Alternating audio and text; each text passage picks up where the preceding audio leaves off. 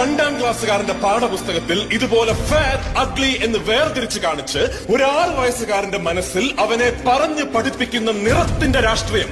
The politics of discrimination, the politics of hate. എന്തിന്? കോടതിയെ കൊണ്ടുപോലും അവരെ കണ്ടാൽ അറിയില്ലേ എന്ന് പറയിപ്പിച്ച പച്ചയായ ജാതിയുടെ രാഷ്ട്രീയം.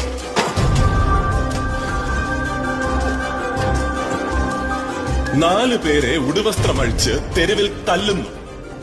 അതങ്ങ് ബീഹാറിലല്ലേ?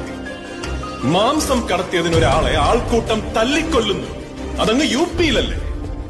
പോലീസ് മർദ്ദനമേറ്റ് കസ്റ്റഡിയിൽ വെച്ച് 2 പേർ കൊല്ലപ്പെടുന്നു. അതങ്ങ് തൂത്തുക്കുടിയിലല്ലേ?